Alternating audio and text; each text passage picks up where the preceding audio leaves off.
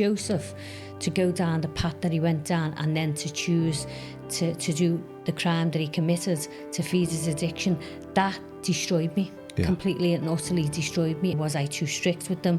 Should I have given them a little bit more leeway? Christopher was 14 before he crossed Everton Road. Grow up in a marginalised community, you normally expected to fall either to be in addiction or selling drugs, and that's a very sorry state that we're in.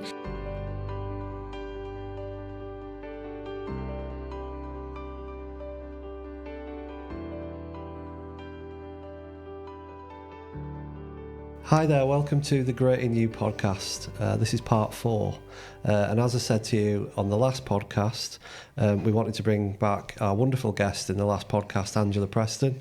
And thankfully she's come back to see us today. So we're going to carry on that story, that amazing story that you watched in the last episode, and talk a little bit this week about kind of what happened, you know, with her son, and what she's done for as a career to try and support other people. As is the theme of the podcast, The Great in You. It's about people going through traumatic moments in their life, but then coming out the other side and helping other people.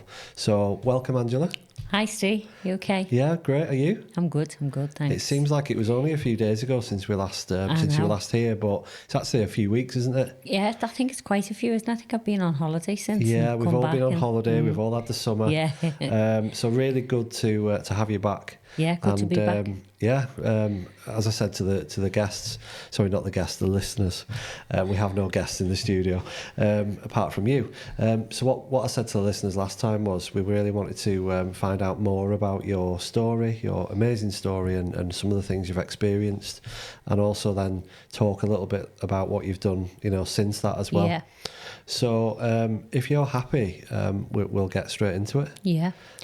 So I know when we finished the last podcast, we were talking about obviously when your son, when he sadly went to prison. Yeah. And I wanted to ask you really what that experience was like. You know, when he first went into prison, there was obviously shock and you know, dismay and you know, probably didn't know how you should feel. But I just want to go back to that point and talk a little bit about how you and the rest of the family felt at that time. I know that on the last podcast you were talking to me about it was very emotional, wasn't it? It was emotional. It was an emotional time, but you talked about that time potentially saving your son as well, didn't you? So I don't know if you want to talk a little bit about that.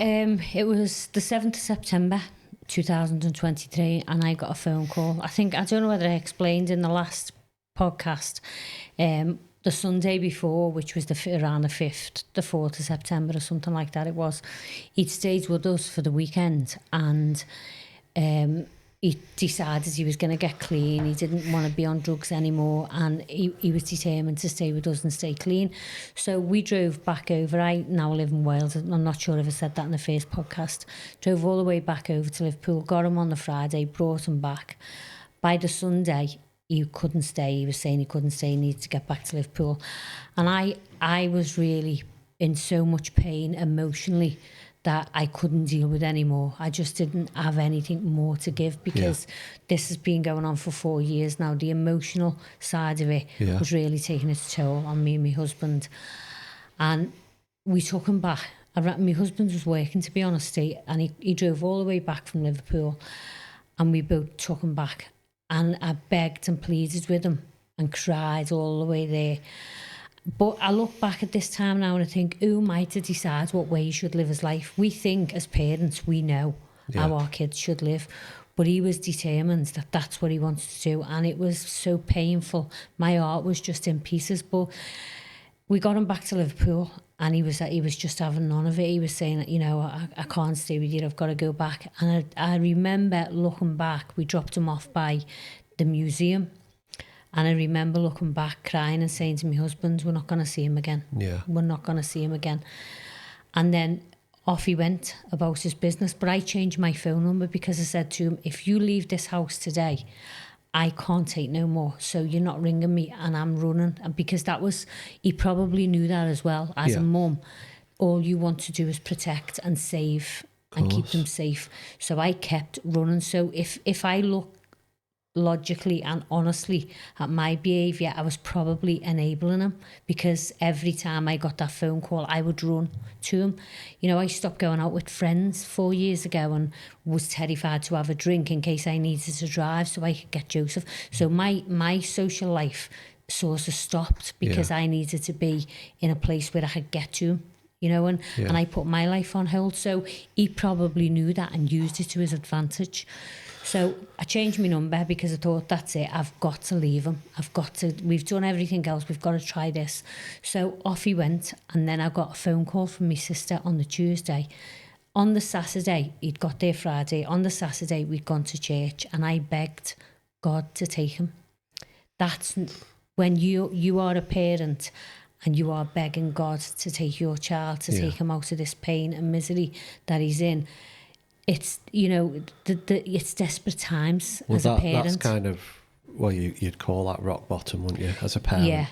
Yeah, because ultimately you do anything for them, and that's the ultimate sacrifice, isn't it? But if I get where you're coming from, if that can take them out of this pain and everybody else out of this pain, then you would do that. I would rather go through the pain. I would rather if take that pain for him. Yeah, I would, because I often think to myself, I wish I would have been the person that went through addiction rather than Joseph.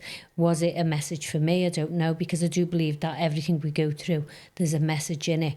And it's for us to do even better than what we're doing in order to help others. And I often think I would have preferred to go through addiction to understand it than to watch my son go through it.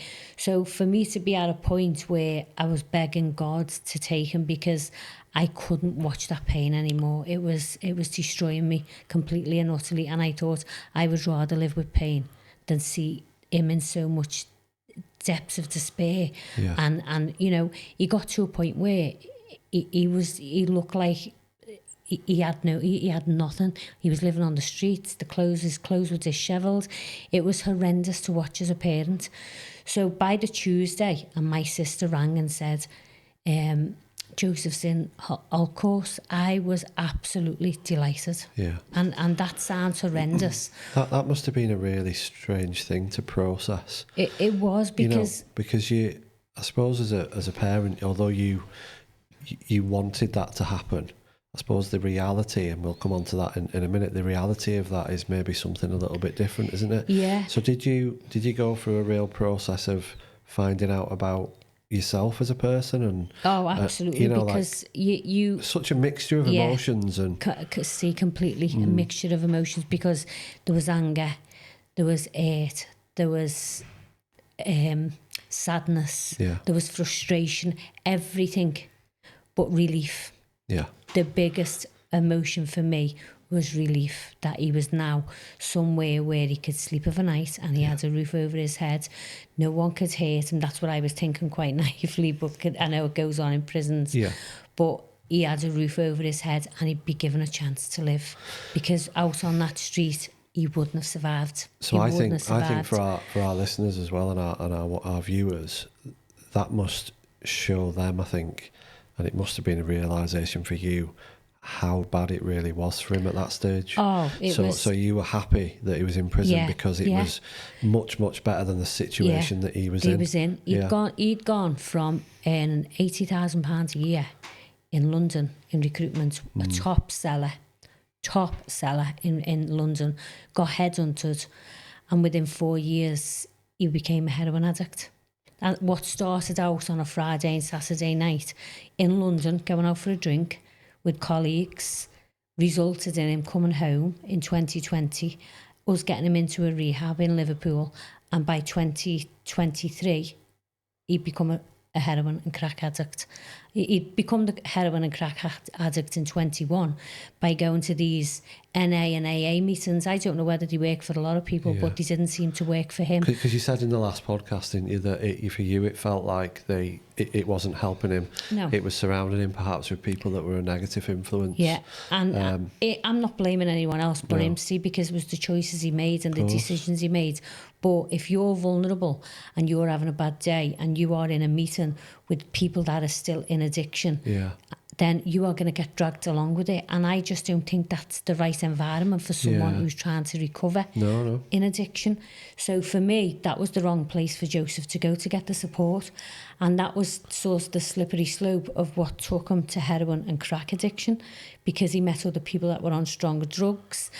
So by the time he went to prison, he was at the most 7 stone. He had no clothes. I've never seen anything like it. We found him living in a tent at the back of the museum.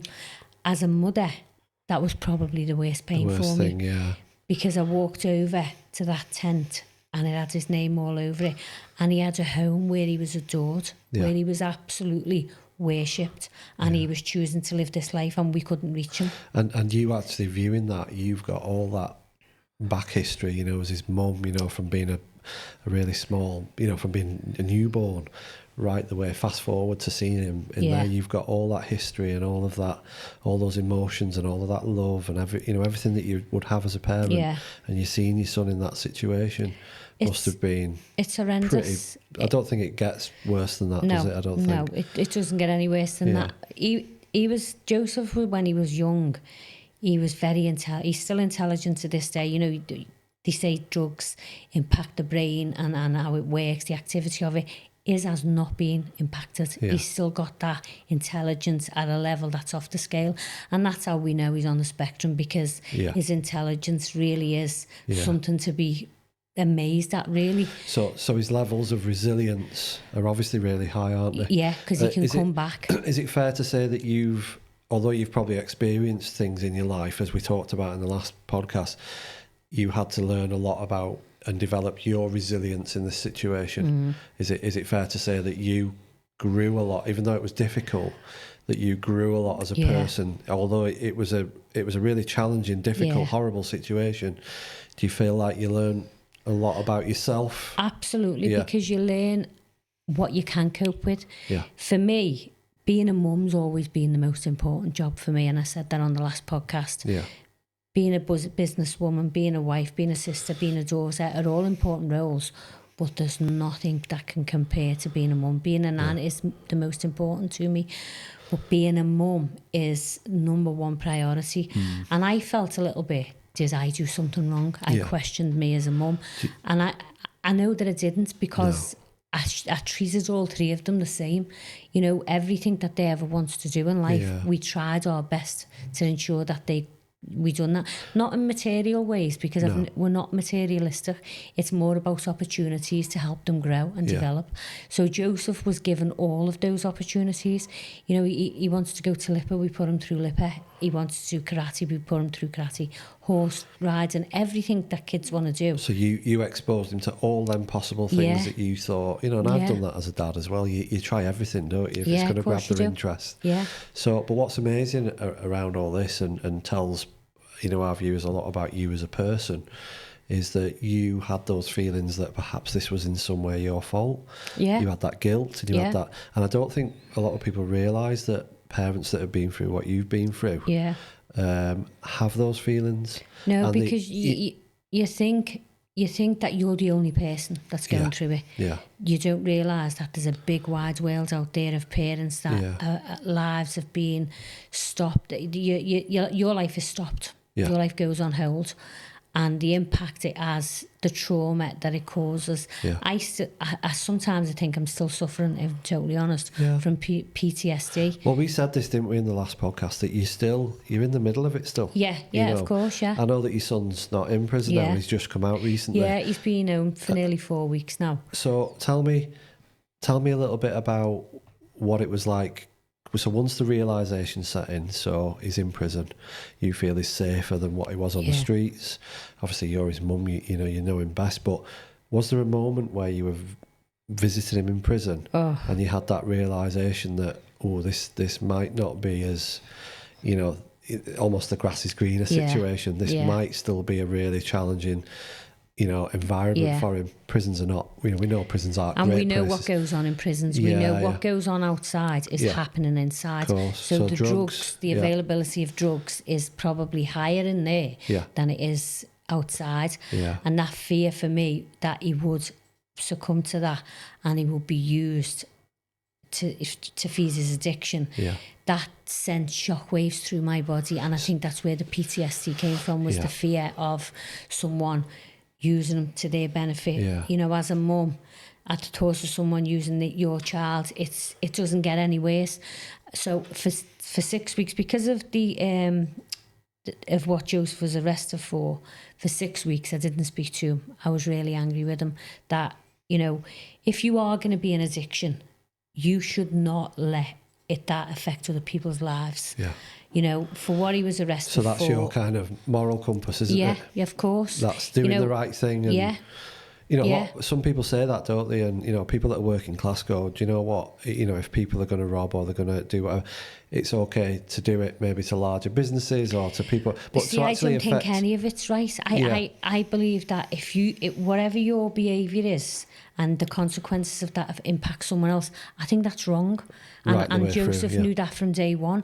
That, you know, I would get Joseph arrested. I have had him arrested because I'm not this perfect person. I'm far from it, Steve, but I have got models and values that were instilled in me from a child, and I live by them. And it's about doing the right thing by people. And exactly. And if I didn't instill that in my sons, then they would think that it's okay to do these things. So for Joseph to go down the path that he went down and then to choose to do the crime that he committed to feed his addiction, that destroyed me. Completely and utterly destroyed me. And I even, you know, and I'm saying this on air, and Joseph knows this because we've had a good talk, I question my love for him. Because as a parent, I thought, again, have I brought him into this world to do what he did, you know, because I couldn't accept it. I couldn't accept what he'd done.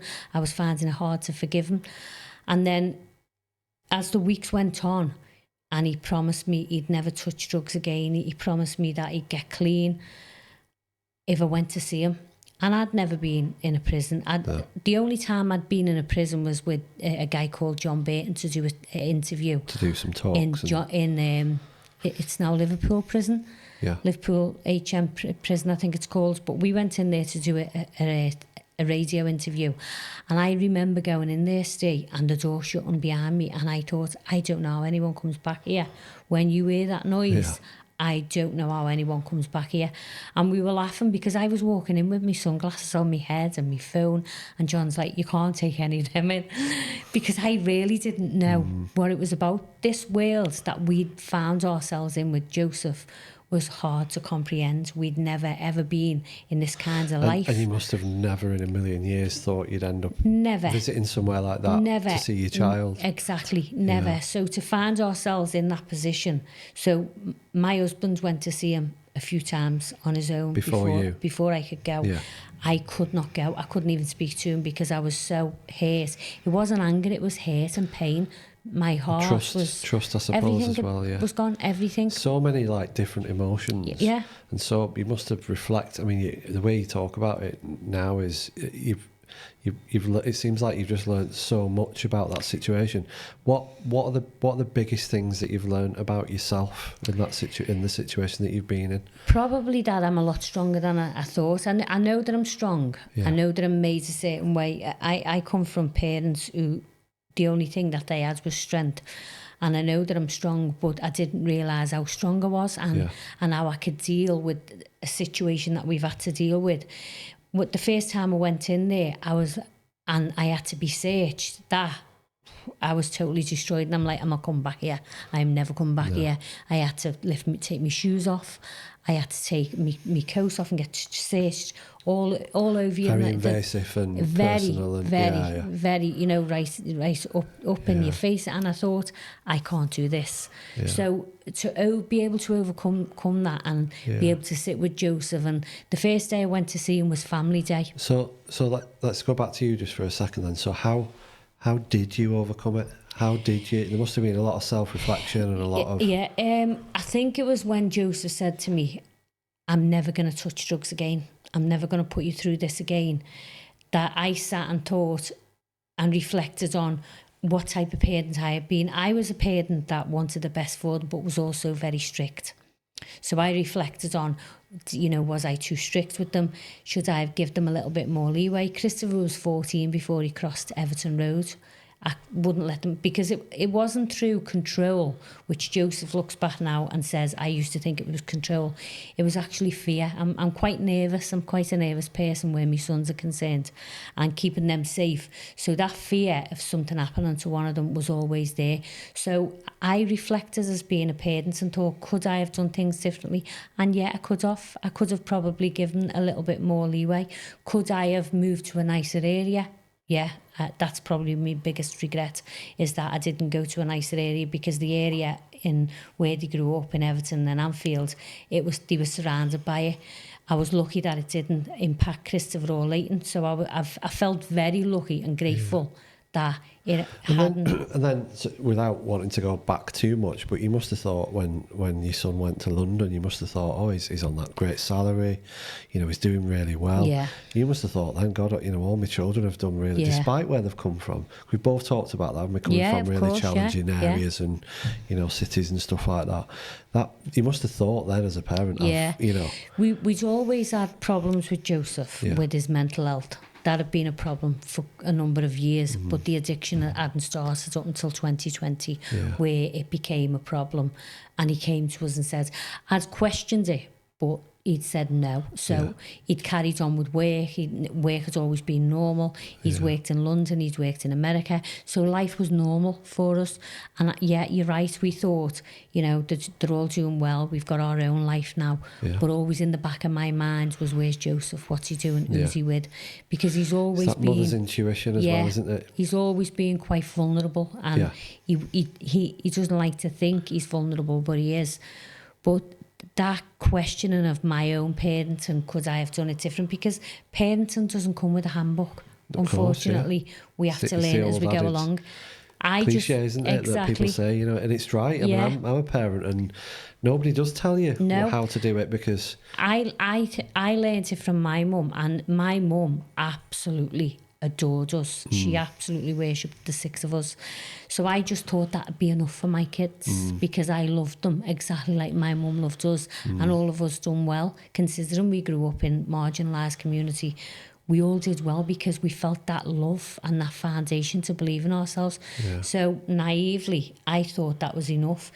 And I look back now and think, I should have recognised those behaviour traits of Joseph and got him diagnosed. Maybe we could have saved him from all this pain and anguish. And it's interesting, even in this second podcast, listening to you, I think there's still that element that you blame yourself in some way for this. Yeah, because I think, I wish I would have known then what I know now, because before I started working with people in recovery and young people, I'd gone on different courses and I'd gone to different events in how to work out how the brain works. I'd started on the personal development path in 2009, and I recognised the difference in Joseph compared to Christopher and Leighton. So even then, I was recognising that there were certain things about Joseph that was different. And do you think you were maybe subconsciously learning about that stuff because of... Yeah. Now when I look back, I think it was, because I'm always looking for ways. Now at the moment, I'm doing a master's in social policy, and the dissertation is on the impact of county lines on families and communities. But when I finish that, I'm doing a PhD in the link between government funds like benefits and the organised crime gangs' wealth, because it comes from benefits money. The majority of people on benefits are taking drugs. From that, I'm going to do a master's after that on psychology, because I need to understand the brain of how it works and how some people go down the addictive route, and others can quite... I can have a drink tonight and not want one tomorrow. See, what's interesting for me is that you've set out on this path now. We will come in a little bit more detail to what you do for work and how you support other people, and from an academic point of view, what it is that you want to do. But what's interesting for me to listen to with that is that you've set yourself on this path, and it's like you've set it all out to go, right, I want to do this and I want to do this and I want to do this, and it all comes back to you understanding this situation and trying to help yourself, your family and others. Yeah. And I think that's really admirable, isn't it? Yeah. It's a lovely thing to do. It's not just to help, it's to help me understand why it's happened. Yeah. Because we put people in boxes, and this is the problem, and it's been around for centuries. But if you grow up in a marginalised community, you normally expected to fall either to be in addiction or selling drugs, and that's a very sorry state that we're in, when you're expected to fit into one of those two categories or have a low budget, a low income job, career. We don't have to fit into anything, because through all the programs and courses and stuff that I've done, that I realise that there's anything is possible for anyone. It's not where you come from, it's where you're headed that matters. And I have found this on my own journey. So for me, it's to help me understand how I can help more people. Because did I hate drug dealers? Of course I did. Yeah. I hated them with every breath in my body, every single breath in my body, because my child's life was destroyed. Yeah. Our family life was destroyed. We are a very, very close family. From the minute Christopher was born, we had film night every Friday. We had every night, once they got a bit older, we'd sit at the dinner table, and the three of them, we'd sit, me and my husband, and we'd ask how the day has been, and they'd ask how our day has been. And then all of a sudden, Joseph is on this path. So it's living proof that it doesn't discriminate. No, because absolutely. my kids didn't grow up in poverty. They didn't grow up in, it was a marginalised community, but we lived well. So it can grab anybody, can't it? It can, and that's why I need to understand it, because I need to help these young people make better choices. Yeah. Can I ask you then, before we start to talk about the work that you do, and I know that you've been massively affected, but I am, and I was thinking about this on the last podcast, when you reflect, when you come out of it, I was thinking, I wonder how it was for like other people in your family, thinking about your husband, thinking about his brothers. Yeah. Can you tell us a little bit about how it affected them? Yeah, my husband ended up on tablets for his heart, and he's been on tablets now for a good few years because his heart he was having high blood pressure and stuff, so it has caused medical problems for my husband. His two brothers, Leighton, is really, I couldn't have got through without what I've got through without Leighton, if I'm totally honest. He's been like my backbone. If I was having a tough day over Joseph, he'd come and get me, he'd take me for something to eat, he'd take me for a coffee. Christopher just switched off from it, and we lost Christopher for 2 years, which was horrendous. So he just couldn't, that was his way of coping. He said, his words were that we were putting Joseph before, and if I have to again look at myself as a parent, and I was, because my only focus was knowing where Joseph was. So when I go to London to see Christopher, I'd be texting Joseph, where are you, who are you with, FaceTime me. And it may have looked like control, but it was because I knew what he was putting himself through, and I was worrying, and I don't know why I was doing it, because I'm in London. What could I have done? Other than drive all the way back to Liverpool. By the time I got back to Liverpool, whatever was going to happen would have happened. So I was taking my present moment away from my eldest son, my daughter-in-law, and my grandchild, and that was really unfair. So Christopher was annoyed with that, which rightly so. So it impacted on our relationship, and I lost Christopher, Gemma and the baby for 2 years, and Barry did. But Leighton, sort of, I think because they grew up together, there was only 18 months between them, and Leighton's whole life has been Joseph, and still to this day he's all about making sure Joseph's okay. Joseph's now living with us, and he's like, don't do this to him, don't be saying that to him. I'm like, don't tell me how to parent. So he's the oldest. Leighton's the middle. He's the middle. Right. Christopher's the eldest. He's the eldest, but he's taken on that role of. He's like Joseph's dad. And he always, so when Joseph still says today, because Leighton was really quiet as a child and sensitive. Joseph was fragile in his mind, but Leighton was really quiet. And he says he used to think, so he wrote a letter whilst he was in prison. In fact, it's part of a book that he wrote, and he said he used to worry when he was younger about Leighton, thinking, I'll have to protect him because he's very fragile or sensitive, whatever. And he said, now I've never known anyone as strong-minded as him, who's got, you know, the confidence he's got, the strength he's got. It's him looking after me. And he actually wrote this. So Joseph wrote that about Leighton? Yeah, about Leighton. Wow. Prison has been wonderful for Joseph Stee, I have to say. Yeah. And I don't know what people's experiences are of prison. Yeah. But Joseph got clean from every drug. The nurse said in 5 years she's worked in the prison, she's never known anyone to walk out who came in a heroin addict, walk out clear of drugs. He's not on any drugs at all, because that was our deal. You can come and live with us as long as you're not on any drugs, because I couldn't have that worry. Yeah. He's come out to a job. He's starting work in the next couple of weeks. Brilliant. He's put on about 6-7 stone. So he's doing really, really well, but I am not naive enough to think it might not happen. So I have to live each day. Of course. That, you know, and he went to start. Before Joseph went to prison, he didn't believe in God. Right. And the day that we went to church, I prayed for God to take him, and I prayed for God to help him. And he now goes to church every Sunday. So he started going to church. It might not work for everyone, but it worked for Joseph. Yeah. So you have to go whatever works for you. Of course, yeah. And I mean, you'll have some people watching this that are not religious. I'm not particularly religious. I like Buddhism as something that... Well, I do actually. I like Buddhism, but I'm a real fan of religion when it helps people. Yeah. You know, do get to where they need to get to. Yeah. And I think it's really powerful in that sense. So what's interesting there is that journey that you've been on. Yeah. You know, well, I now go to church. I never went to church. Yeah. I now go to church every Sunday with Joseph. I was very much Buddhism, like yourself. Yeah. And I still practice that because I, you know, like to meditate. But meditation has probably been what's helped me get through what I've got through, and the quietness and the stillness of. And where I live in the country I've got a lake right in front of the window, so I'll often just find myself staring out of there and reflecting on what's happened. And I do believe we go through what we go through in order for us to share our message of what we need to do. Yeah. And if what Joseph's been through can help one family go through, not to go through it, you know, would I go?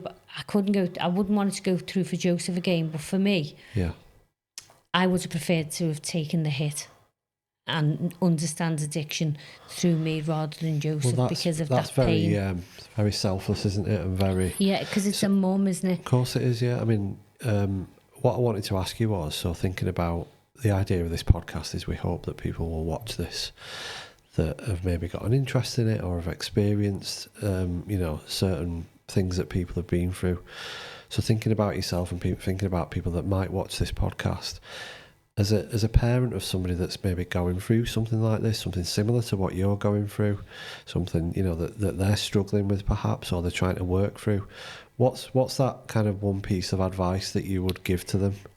That might support them, you know, through the journey. I would reach out, because I was quite lucky in the aspect of the community that I had. So from 2009, I had found personal development through the company I was working in, and I left the company in 2014, and I continued with that development. But in learning and understanding that, I found a community of people that I was able to link into and I could talk to when I was having a difficult time. It's not even about linking into other people. If you go on Google and you research it, and helps you to reframe things in your mind differently. So understanding personal growth and the part personal development plays in your life, that opens your mind up to accept the things we cannot change, because you know we can't change everything, but what the key is learning to understand and accept that you can't change everything, but to embrace it. You know, if you embrace these challenges, don't shirk away from them, embrace them and ask what the message is that it's trying to give to you, because that's what I would always ask the question of, what is it that I've got to learn from this? How can I develop? What can I do to help other people? So everything that I went through, I would question it and I'd look for the answers myself. And that could be with having a conversation with someone. It could be in a book. It could be watching a podcast. Yeah. There was always various ways that I could dissect what I was going through. Because I've talked to people, obviously we deliver a lot of mental health across the trust, and obviously in King's Leadership Liverpool we have a really good mental health offer. I always talk to parents and students about having that toolkit of things. Well, it's like it's a builder. It's not a one size fits all, is it? No. So having that toolkit of either people, resources, it could be, like you say, a podcast, a book, anything like that. A book is not going to save you. No. You know, a podcast is not going to save you on its own, but it'll help you at different times. Yeah. And like what you said, I always think that if you can try and open up to people and talk to people. Yeah. I know as men we don't really talk openly as much as we should, but I think if you've got somebody in your community, so anybody that's listening to this, somebody in your community that you can speak to, or it might be somebody that's religious, it might be somebody that's non-religious, but just reach out and talk to someone and share. Even if it's not someone in your community, if you reach out to somebody else on Facebook who've been through it, because it's surprising how many people are going through it, but they're afraid to stand up and be counted. I am very vocal about addiction and about the impact drugs has on society. Yeah. Whether it's stupid or bravado, I don't know, but I've had to do it that way because I feel it's very unfair that people are building lives on the back of someone else's pain. Yeah. And I don't mean, small money. The drugs industry is worth 9.4 billion a year. In this country. Yeah. That's a lot of money. It's costing the taxpayer 20 billion. Yeah. And only 600 to 700 million is pumped in to recovery. So what does that tell you, Steve, about what's going on in society? Yeah. So many people, their lives are destroyed. I can put a post up on Facebook about a picture of me and my husband. We've been away for the weekend, and I can get 100 likes on that. I can put a picture or over 100 likes, or I can put a picture up of the dog and get 100 likes.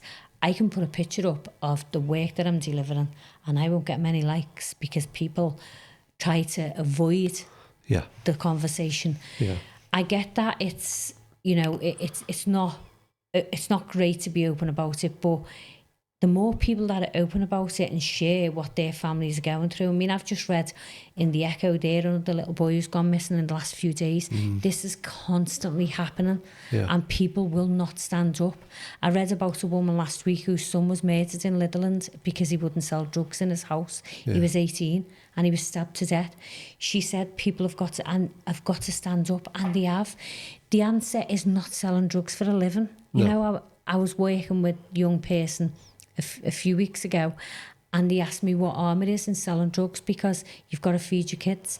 That's not a way to feed your kids, but it's what they're being told. It's the language that they're being told. It's the narrative in the environment that they live that they're being told that it's okay to do. I think it's the way it's done as well, isn't it? If you look at exploitation, criminal exploitation, county lines, it starts off with a very small amount of money, doesn't it? Yeah. And a young person could owe £10, £20, and all of a sudden it's 50. Yeah. And I'm going round to your house now because it's that's turned into 1,000. Yeah. And it's like it starts off very small, and our young people are naive.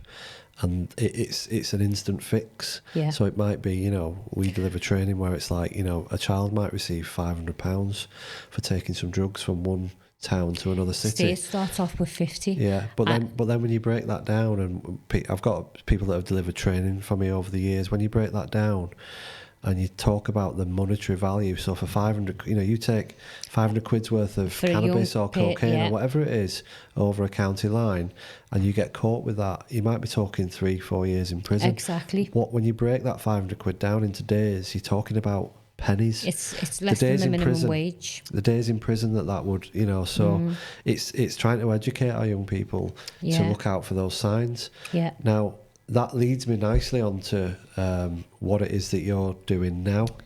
And I just wanted to, before we go on to that, just thank you for your real honesty and sharing your feelings and really vulnerabilities of what's happened and what's happened to your whole family. But I think it's important to speak about vulnerability. That's a really good word, because I don't know whether you've heard of a speaker called Brené Brown, and she's massive in the USA. She used to do a lot of speeches and TED Talks and stuff on data, and she said to her husband one day, I'm going to do it on vulnerability. And he was like, why would you put yourself in that position? you know, you've always got good views and a lot of people interested in your date and such. And no, I feel like I've got to share this. Quite really extremely funny woman as well. So she shares it on YouTube, and she said she's seen it gradually going up and up and up, and it got in the millions. I was like, oh, she'd never had millions of views before. And it got to something like 16 million. She's like, oh my goodness. So it just shows there is a path for people being vulnerable, of course, yeah, and sharing the because we all have vulnerabilities, but people don't want to share them. And I have always shared my journey on social media about Joseph, because I think it's important that it gives other people the chance to be open and honest and share their journeys with their own families. Well, the other thing as well is it might inspire people to be brave, because it's horrible and difficult and challenging, but to be brave and put themselves out there. But I think what people will learn from you is that you are, you know, you're an extraordinary woman. I think I'm a mum. You're a mum, yeah. You're a mum, but you're approaching this in a way that's helping others now. Yeah. And that's why I think that's why I wanted to get you on here to talk to you about that, and so that others could learn from you, which I'm certain that they've learned about your story and about what's happened, and will continue to learn, and you'll continue to learn about yourself and your family will. Yeah. So what I wanted to talk about in this last kind of segment was what it is exactly that you're doing now to help others. And that's the whole theme of the podcast, is that we want to talk to people that they've been through trauma, they've been through things that have been so challenging, but they've come out the other side, and they really want to help people and their experience to benefit others in some way. So tell us a little bit about some of the stuff that you're doing now, some of that amazing work, and how we got to know each other really. So tell us about what you do, and tell us about why it's really important, you know, that you do that, and you know what your message is to people around that work really. So I started out when I was in the same company for just on 25 years as an area manager, and I walked away in 2014, and I had to break down from that.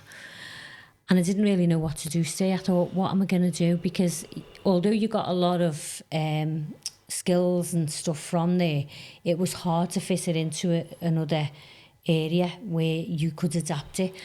And I didn't really want to work for anyone else, because the company had done that much damage. I thought, I don't want to work for someone in the corporate world ever again. And I thought, what do I love? What do I love? And I've just said to you, I'm a mum. I love being a mum. I love people, and as you can tell, I love talking. Absolutely love talking. So I decided to create my own job and build it around hobbies that I love doing. So Leighton still says to this day, you didn't want to give up that role of being a mum, and I didn't. I wanted to try and help other people, because even though we'd had difficulties with Joseph, I knew the gifts and the talents he had. I knew the gifts and the talents Christopher had and Leighton had, and I'd nurtured them. So I wanted to go in to be a coach with young people. I wanted to work with parents and young people and help them nurture that in the young people. So I went off to train to be a coach, and before I went off, my husband had booked a holiday for us to Egypt, and he said to me when we were there, I'd been off for 6 weeks and I'd had a really bad breakdown, didn't go outside the house. And he said to me when we were in Egypt, why don't you write a book? And I'm like, who's going to read my book? I'm a kid from a council estate. No one's going to be interested in this book. But it was, at that time was when sort of the world was changing, and where everyone used to watch footballers or movie stars and things, it's influencers started coming about, and people were interested in real people's lives, of how they'd adapt and how they'd overcome challenges. And I thought, you know what, he's probably right, because I've got quite a bit to talk about. You know, how I'd overcome the loss of my mum. I'd come back from, we moved to Spain when I'd lost my mum, and we had to come back and start all over again. So what did I put in place to overcome all these things? You know, the resilience, where did it come from? And I thought, you know what, I'm gonna start writing it, because it might help me deal with what I've gone through in the company.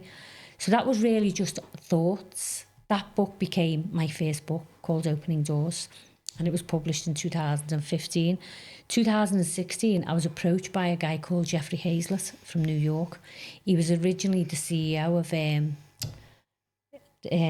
the camera place, Kodak. He was the CEO of that, and then whatever happened to that, it went, and he ended up the CEO of the C-Suite TV in America, and asked me on LinkedIn would I go and share my story in New York, and I thought someone was taking the mick. So I ended up meeting this guy in London, great big 7-foot cowboy from South Dakota. Went off to London to meet him, and quite surprisingly, yeah, he was interested in me sharing the story. So off me and Barry went that August to New York. We celebrated our 25th wedding anniversary there, and I had a book launch in Times Square and an interview in Guggenheim Productions. And what that gave me was the confidence to know and understand that anything was possible then. This was 2 years after I was on the floor, and now I had a book in my hand. I'd trained to be a coach. I'd met a guy called Bilal Jamil in an event in London. He trained me in how to speak, how to be a public speaker, and that just completely opened the doors for me. So from there, I ended up, and I left school with no qualifications. So this kid from like me, counsellor stays. Yep. I thought, you know what, I'm going to give it a go and try. I've always had the mindset that we can do anything as long as we work hard and we work out how we can do it. So I've always been very passionate about learning and educating myself. So I trained, and then I thought, you know what, this is a bit of a fluke. I'll have to write another book. So I wrote another book called The Keys to Success in Business. And that was the 10 keys that leaders have to be, the traits of leaders that they use to be successful in life. And it was through various leaders that I've followed over the years, including my own mum. I included here Kenny Dalglish, Princess Diana, Mother Teresa, Tony Robbins, all the different people that played a part in my life. And then it sort of grew, and what started out, Bilal said to me, what industry do you want to work in? And I wanted to go straight into working with young people, but my expertise was in corporate. And I says, well, I want to work with young people. He's like, well, you haven't got no expertise in that right now, so you're gonna have to build to that. I'm like, no, well, I just want to work with young people. No, you've got to go down the corporate. So I did. I went down the corporate route. I was earning a lot of money working with different financial institutions and big organisations, and I thought, this isn't giving me that kick. This isn't fire in my belly. I don't care. I'm money. We all need money to live, but I'm not money motivated. It sounds like your nurturing side and your people side. That's the most important. It sounds like that's where you wanted to head with regards to, your career aspirations. I think people that work with people, that are especially vulnerable people, that quite often they're not rich. It's not done for the money. It's done for rewards, for where you see other people. Yeah. That's where my rewards come from. Yeah. And so I started looking at ways to work in schools, to get my programme into schools. And I started doing temp work in schools. And from that, my first programme was created in a school called Maricourt. Yeah. They got in touch with me and asked me, did I run programmes for teenagers? Funnily enough, my son attends that school. Oh, really? Yeah, that's where he is, year 11. Oh, wow, what a coincidence. Yeah. Well, it started in there, and to be honest, they got in touch and said, we've got a problem with a group of girls. We've heard you run coaching. Now, the programme I was running for adults, and by this time, it was all the corporate stuff still. And I said, yeah, I do actually, but I never had a teenage one at that time. So I was like, I'm quite quick at adapting, and I can gather the resources I need. So started putting all of this stuff together, and I had no name for it. And I'm a Celebrity, it was just starting. So I called it I'm a Celebrity, Keep Me In Here. And that's what the programme was called in the beginning. What started out was an hour a week for 7 weeks, turned into 16 weeks for that first group. And then it turned into me being there for 3 years, 7 hours a week, every week for 3 years. And it was only as time I was getting busier, and I was working then a bit more in the community. And then I wrote another 2 books after that. a book for little. The first book was Ronnie the Rabbit's Adventure. That was to help young people get over the loss of a loved one. So a children's book. Children's book. I was working with a charity that helped young people get over the loss of a loved one through murder, and I wrote the book for their young people, and I started going and doing readings in schools and stuff on that. Then I started working with another charity over on the Whittle, and they asked me could I do a book for younger people, primary age. I've been running the programmes. By now I've been running them in all kinds of different schools across Merseyside, and I wrote a book for little people. So that's based on the ages of year 4 to year 6, and that's to help them develop confidence and self-esteem, public speaking skills, all those things, but in a creative way. And at the end of that programme, the kids publish their own book. They write a page and draw a picture that it links to that little page that they write, and then I get it published for them. And that's the young people's book. So from there, in about 2018, I got approached by a charity called Sheila Kay Foundation. They asked me to work with people, getting them back into work. And from that, I ended up meeting people in recovery from addiction. And this is where it all sort of opens ties up. in together, doesn't it? It all sort of... I believe that when you know your why and you understand how to complete that why and bring it all together, the doors open of their own accord. You don't need to do anything. You don't need to know how. Those doors will open. Because people talk about like manifesting things, don't they? Absolutely. They talk about that all the time, don't they? Now it's quite a big thing now. Yeah. You know, I used to work with a couple of people that used to talk a lot about, well, I'm going to I want this, so I'm going to manifest it. Yeah, Do you think that's an actual thing? Yeah, absolutely, because our thoughts become our future. I've done so much work into it. We become what we think. Yeah. So if you think that you can do something, you're doing it. If you think you can't, you're not doing it. Yeah. So it's your thoughts become your actions, your behaviour, and that becomes your habit. It's interesting because even like thinking about this podcast, this is something that I wanted to do for a good few years. Talked about it when I was at the college, but it just never got off the ground. Met like Liz that was in the last podcast, and then met Roy that delivers the podcast, and then but I'd always wanted to do it, but I suppose from a manifestation point of view, you've manifested, you have. Yeah, so that's probably an And you example. met Liz through work, didn't you? And then you went on Liz's radio show. Yes, and then met Roy. And then you met Roy. So you can, and then obviously this started. You absolutely do. So from then, I was working with people in recovery from addiction, and I got at the rehab in Liverpool, got in touch and said, we've got a couple of clients that would like to go on your programme.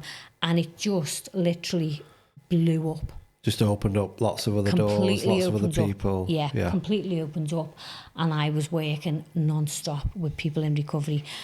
And within the first 2 years, we got 7 people into university that would not have had that chance. That were addicts? Yeah, that had been previous addicts. Wow. So they came on the programme. The programme, as you know, is always being CPD accredited. Yeah. And we through that, they were given 20 UCAS points through attending the programme. So that was help towards their university application. And so sorry to interrupt, just to make it clear then, so you were doing all of this before your son? Yeah. And even that's like mind-boggling, isn't it, when you think about... But I often think, did I, we talk about manifestation. Yeah.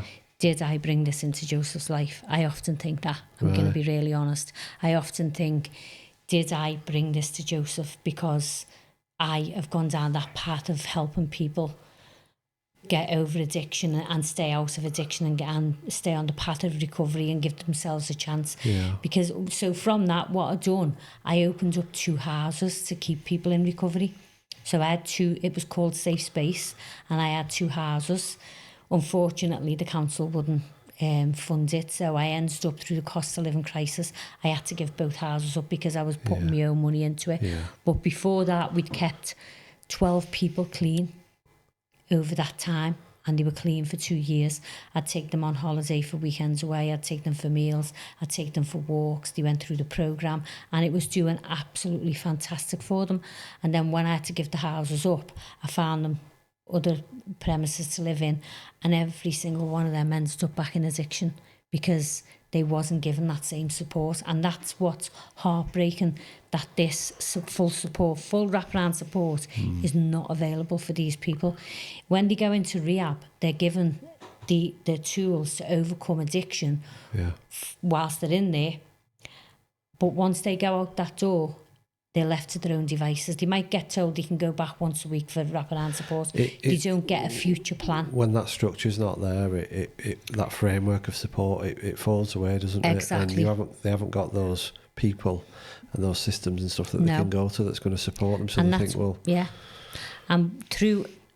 In 2020, I went back to university to study politics and creative writing. And my dissertation was on the link between poverty and addiction. Yeah. And through the research that I've done, the dynamics of addiction and the dynamics of drug dealing, it's quite terrifying at the rate that it can spiral, and the link that they have in these places. It's quite terrifying, and through all the research that I've done, the realisation of people staying clean. So there was a company, the Centre for Social Justice was set up in the 80s by Ian Duncan Smith. So addiction previous, when it was the Labour government in the 80s and 90s, it was the harm reduction was there, and they were helping people to overcome addiction through methadone programs and stuff. They decided that it was not getting paid by government anymore, and Ian Duncan Smith set up this Centre for Social Justice. One company had been turning over 2.1 million a year on a regular basis. So it got put out to tender to private companies and CICs and charities and stuff. And this one company in 15 years went from 2.1 million turnover to 160 million turnover in 15 years. The only thing that they had to abide by was ensure that these people who came out of their recovery was clean for 6 months. And this is all there for people to see on the internet, because this is where I got my research from. They had to keep them clean for 6 months after they'd left rehab. And if they died in that time, that was a good result. But they are someone's children, someone's husband, someone's wife. Yeah, there's a whole political agenda there, isn't there? Absolutely. And, as though it's a revolving door. Yeah. So the more work that I was doing in it, and the more that I was researching on it, the more I wanted to do to try and have a little bit of a positive impact. And we did have that positive impact by getting people into university, by getting them jobs, by getting them into college and stuff. And, I was in college, the college delivering my programme last year. And one of the people that came on the programme was walking out the door that I had got into college. And she ended up delivering talks for me about her journey of coming on our programme originally. Brilliant. And what she's doing today. So she's training to be a social worker now. Brilliant. So the difference we can have is unreal. I've been on Facebook with a woman today who was sent to us from Tomorrow's Women. That poor woman had been to prison over addiction with her son. She's now doing a degree. I think what's absolutely key for me, what you're touching on there, and those situations, is that people that are vulnerable, that have been through difficult situations, need investment, don't they? Absolutely, they need somebody to look believe out for in them. Someone to believe in them, because then they start believing in themselves. But not just that. It's about people having that expertise as well. What it sounds like to me, what you've done and what's clear is you've tried to look at a situation from all angles, and you're also not just... obviously you've got great ideas, you've written books, you've done all that stuff, but you also want to research what's out there as well. Yeah. You almost kind of rise above the situation and look at that whole situation. Yeah. And want to learn about it, and that learning, I think, brings about that change for people. Yeah. And hopefully benefits people as well. Yeah. Yeah. So tell me a little bit about what you're doing nowadays. So in the schools then. Yeah. So obviously I know about what you're doing, because I've been part of one of your courses with some of our young people at King's Leadership Liverpool, and one of the things that I noticed straight away was your relationship with young people. And I was recommended by somebody at the college to you. Yeah. Who I had a really good working relationship with. So I was like, yep, let's get Angela in and see what you can do.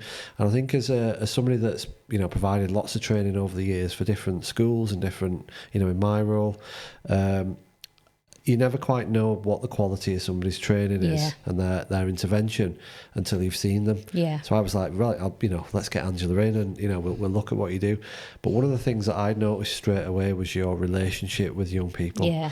And for me, it was quite, it was not anything I'd seen for quite a long time, actually. Your ability, I think, to put them at ease. Yeah. And I was watching, I'm a bit like yourself, I'll watch, I'll observe. Yeah.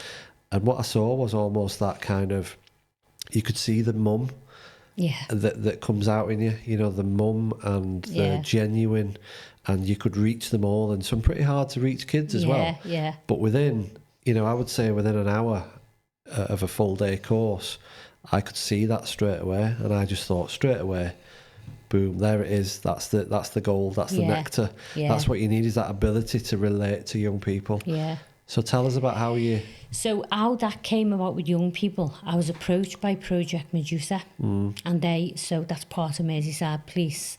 By this time I was running their adult programmes, and then we just found out about Joseph, and I was finding it tough working with people in recovery from addiction, and my own son was lost in it. I was finding it really tough.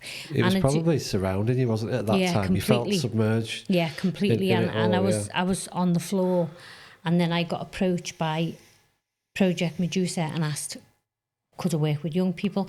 So I had been in the school in Maricourt, but that sort of had stopped a few years before. Yeah. And then in other schools on the Wirral, all over the Wirral, I've been working, but that I sort of had been concentrating on the adult stuff. And I said, we've worked with young people.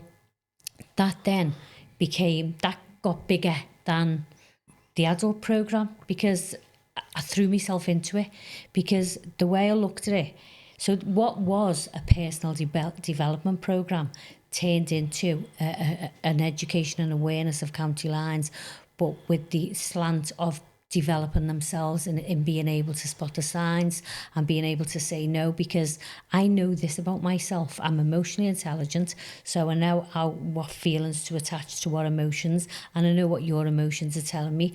I'm confident enough to walk my own path. And I'm that resilient, I can overcome any challenge. So that was my message for young people, but more importantly, setting goals. Joseph's biggest problem was he jumped from one thing to another. Christopher knew he was going to be a millionaire at 35. He knew. Don't ask me how, but talk about the manifestation. Yeah. He knew he was going to live in London, and he knew his first car was going to be a Mazda, the first car that he bought, and he has done all of that. Because he's now financially free and living in and working in New York, because he had a goal and he had a vision, and he was focused. Leighton, from 5, bought a police car everywhere he went. He knew he was going to be a police officer, but Joseph wanted to be an actor, then he wants to work in construction, then he wants to be in the army. So he was jumping from thing to thing, yeah. And this is what I teach to the young people. You will have noticed when I went in with you, and I did it with all the adults, I have always had a goal. What I said to you before, I am planning, I'm 56 now, Steve, and I'm planning till I'm 62, because I finish my Masters in February. I'm looking to start the PhD full time, which I'll be 60. And by the time I finish my Masters into neurodiversity and psychology, I'll be 62 when I finish it. So I am always planning goals, because it's important to always have something to work to.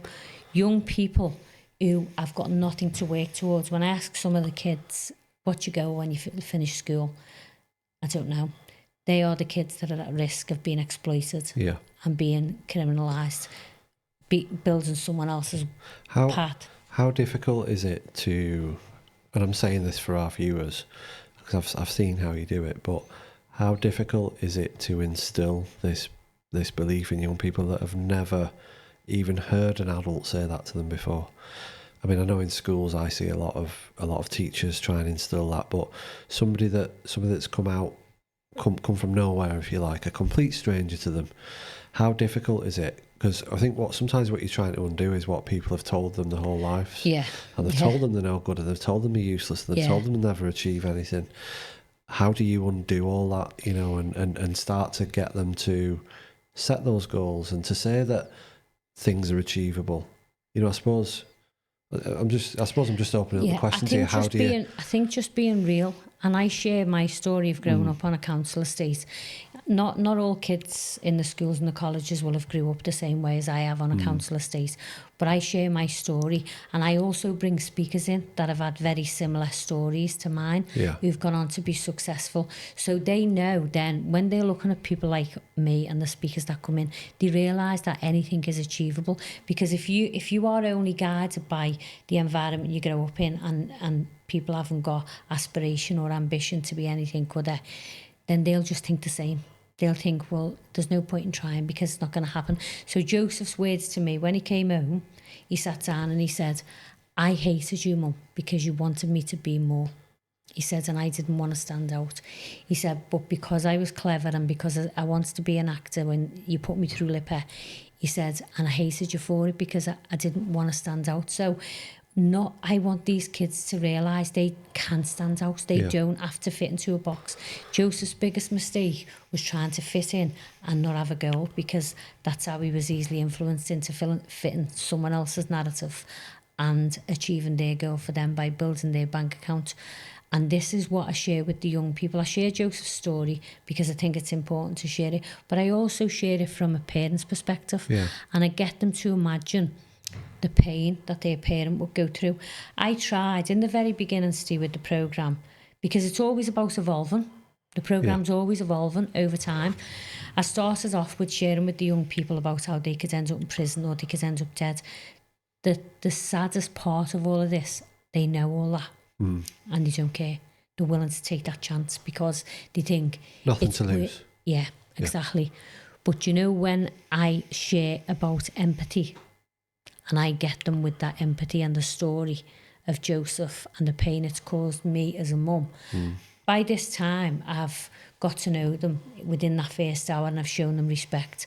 I think when straight away I say to them, look, I'm not a teacher, you can call me Angela, that barrier's down straight away. And I ask them about themselves, say, tell me about you. And you've heard me saying it all. I think that's really important. I think that set the scene, really. It sets the scene for them. I think what was great for me to watch as well is when any of those children spoke, you encouraged them to speak, you gave them confidence. But one of the key things for me was, and I don't think people always do this, you remember the names. Yeah. You remembered exactly what they've said to you. You remembered their strengths and the things they were confident about, but also what they needed help with. I think that's a real people skill, I think. And that's not an easy thing to do.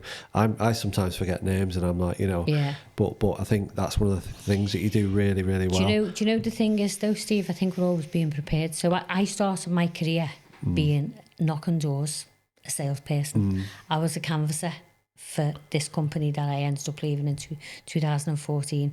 So I always feel that I was being prepared for what I'm doing now. So I started off as a canvasser. Then I was self-employed then. And I always looked at things as just being a little bit bigger. So when I went from being a canvasser to being a self-employed agent, I was still knocking doors. But I'd gone from just recruiting customers to actually getting the customers. When I was a canvasser, I was recruiting the customers for other agents. So I'd gone from that to being an agent to keep my own customers.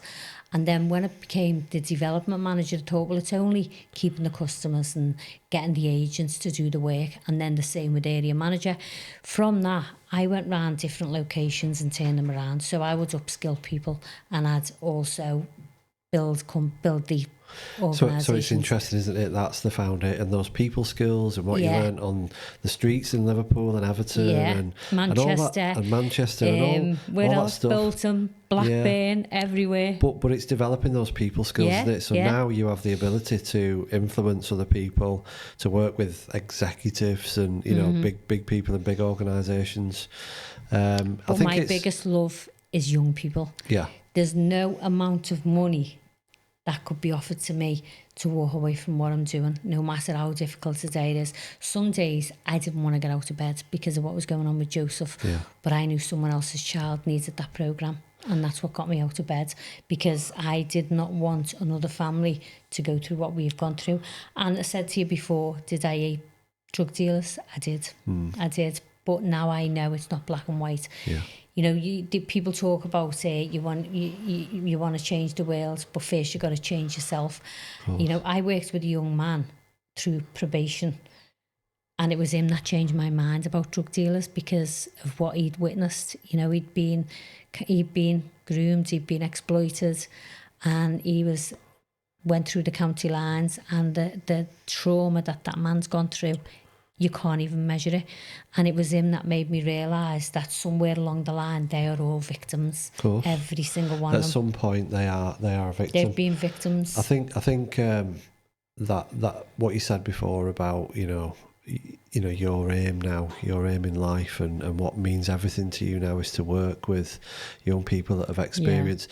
And actually I think that's a really nice way to end it as well. Yeah.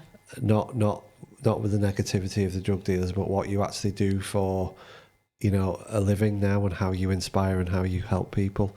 So just finally, can you just say, something to our viewers around, any little bit of advice, anything that you would say to them about your journey? If you think about your journey from the start to where you are now, anything that you would say to them around maybe trying to inspire them if they're watching, trying to, anything around that really that you would like, I suppose, your final message to our viewers about your journey and about your experience in working with young people?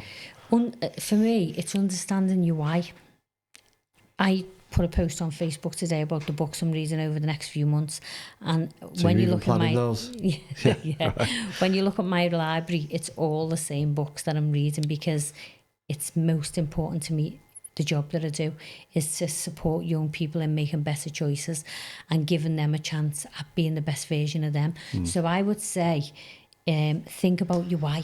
Why are you going after something? Why is that goal important to you? What will it mean to you if you don't achieve it? When you understand all of those things, there's no challenge, no barrier that's going to get in your way. But also link it with your head and your heart, because if you link it with one or the other, it could be the wrong path you're taking.